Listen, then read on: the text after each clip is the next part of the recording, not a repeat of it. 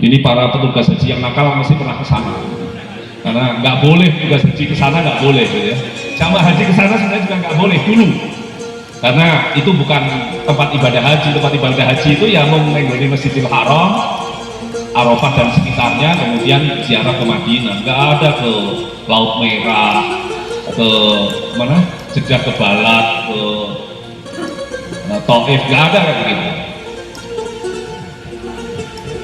Tetapi yang unik, Kanjeng Nabi ini waktu hijrah ke Yathrib, jauh ke utara Madinah, lebih dari tidaknya 50 kilo, 500 kilo, Nabi disambut dengan baik.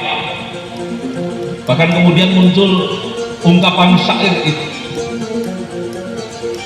telah terbit bulan purnama bagi kita yang menyinari kita semua, min saniyatil wada, dari lembah wada.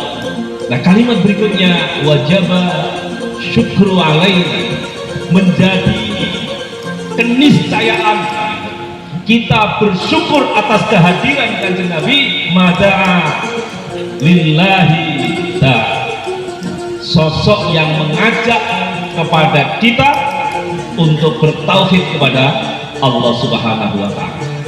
Jadi Bapak Ibu, orang Yathrib yang belum mendapatkan sentuhan langsung dari Kanjeng Nabi, itu dengan potensi kearifan lokalnya, itu membuat grup penerbang tanpa pesawat. Ini ada penerbang tapi nggak ada pesawatnya, adanya pesawat telepon. Itu merasa bersyukur, bahkan mewajibkan dirinya untuk bersyukur kepada Allah kehadiran ada sosok manusia utama, teladan yang mulia, namanya Sayyidina Muhammad sallallahu alaihi wasallam. Waktu Kanjeng Nabi lahir, yang kemudian kita peringati sebagai Maulid ini, Makkah dan sekitarnya itu oleh para ahli sejarah, semuanya, mau muslim mau non muslim, itu menyebut zaman itu sebagai zaman jahiliyah. Para ahli banyak yang berdebat tentang jahiliyah. Ada yang mengatakan jahiliyah memang benar-benar jahil, dalam arti bodoh, nggak bisa baca tulis. Tapi ada juga yang kemudian, dan ini diikuti oleh lebih banyak pendapat, bahwa jahil yang dimaksud orang yang tidak mengenal peradaban. Bapak Ibu, kalau penjenengan berkeluarga, suami istri, punya anak perempuan cantik misalnya begitu, seneng nggak kira-kira? Seneng nggak? Seneng, bahagia, gembira, bersyukur. Tapi namanya orang jahiliyah, boten. Sehingga masyhur dalam cerita, dalam sejarah-sejarah, bagaimana kedudukan perempuan di zaman itu tidak dianggap sebagai manusia. Jadi perempuan itu ya kayak barang, bukan manusia. Berarti itu dijual ke Jadi nek kira-kira isih layak jadi bojo, jadi istri gitu ya, itu ya disayang-sayang, disawang-sawang kok wis rapate patut. Umurmu piro to, Bu? 50, Pak. Pomo dijolke selawenan loro piye ya. Iki padha entuk 50 ya. Dan dulu itu wajar kayak begitu. Bahkan perempuan dianggap aib. Masih ingat cerita bagaimana Sayyidina Umar bin Khattab mengenang kekejian jahiliyah pada saat itu, ketika beliau juga termasuk yang ikut dalam pandangan jahiliyah itu, yang melihat perempuan, anak perempuan sebagai beban, sebagai aib. Kalau toh itu dianggap sebagai aset, ini aset yang kayak barang saja bisa diperjualbelikan. Sehingga masyhur cerita kalau memang kira-kira ya wis nggak ada pengarep-arep anak lahir perempuan dikubur hidup-hidup, maka bersyukurlah ibu-ibu sekalian, wajaba syukru alaina mada'a lillahi. Bersyukurlah kita kehadiran Kanjeng Nabi, peradaban yang kelam itu diangkat oleh Kanjeng Nabi, perempuan mendapatkan posisi yang sangat terhormat. Ini ya biasa-biasa saja. Ngawasi suami ya boleh, tapi nggak usah jadi pengawas. Ya, biasa-biasa saja. Aku harus ngomong. Orang-orang ini. Dari yang tadinya itu loh, aib, beban, nek perlu dibuang, dikubur sebelum mati, diangkat kehormatannya. Bahkan ada satu sahabat yang menyesal, gelo, nggak bisa ikut berjuang, nggak bisa ikut berperang dengan Kanjeng Nabi. Karena satu sebab, Kanjeng Nabi bertanya pada beliau, kamu masih punya ibu nggak di rumah? Ada, Kanjeng Nabi. Kau rawat ibumu, ganjaranmu ganjaran jihad, ganjaran haji, ganjaran umroh. Jadi nggak perlu khawatir yang masih ngantri 30 tahun, sepanjang masih ada ibu di rumah, berbaktilah pada ibumu. Ganjarannya orang ganjaran haji, ganjaran umroh, ganjaran jihad. Alhamdulillah. Posisi ibu dimuliakan, jika dikatakan sorga itu tahta aqdamil ummahat. Bahkan begitu hebatnya ibu, para ahli hikmah itu mengatakan al-mar'ah imadul bilad.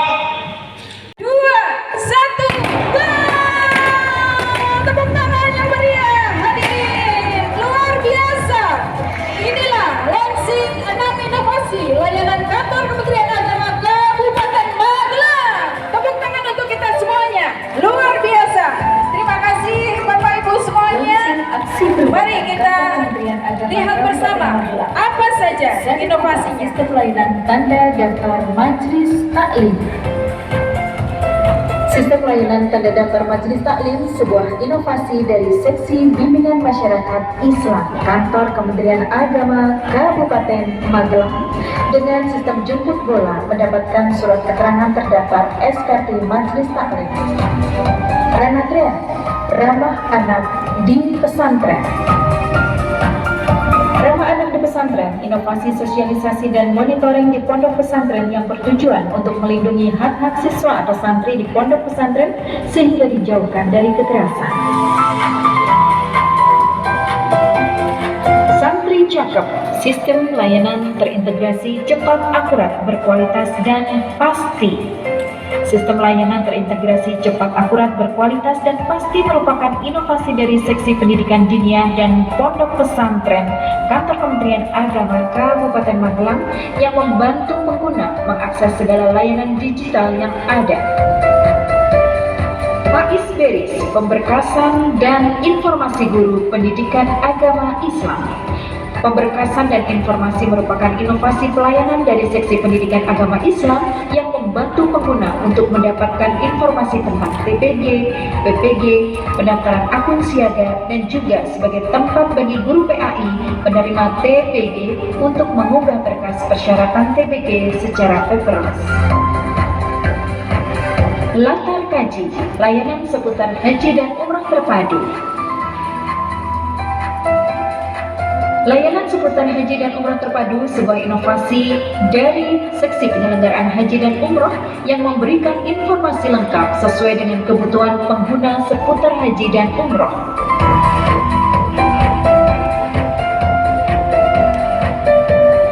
Laris Manis, layanan administrasi madrasah humanis.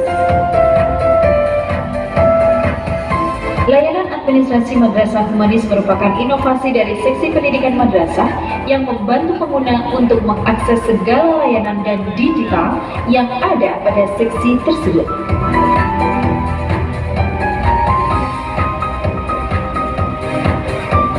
StandUps, sistem tanda daftar UPZ.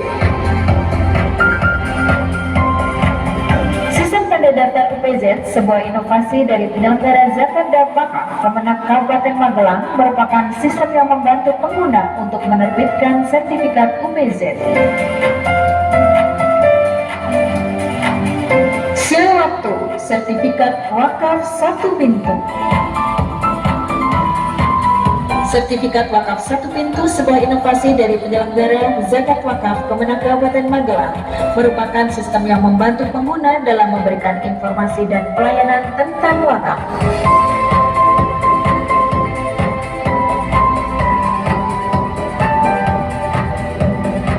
Mahagalang, batik Mahagalang sebagai ciri khas kantor Kementerian Agama Kabupaten Magelang. Ini dia batik Mahagalang, Bapak Ibu. Batik Mahagalang menceritakan tentang keanekaragaman dan kekayaan yang dimiliki oleh Kabupaten Magelang, seperti getuk, panca arga atau 5 gunung yang mengelilingi, Candi Borobudur, tari daerah, dan pohon salak.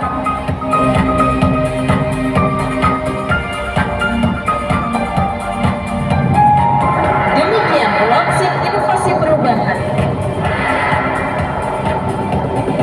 Baik, beri tepuk tangan yang meriah hadirin untuk launching inovasi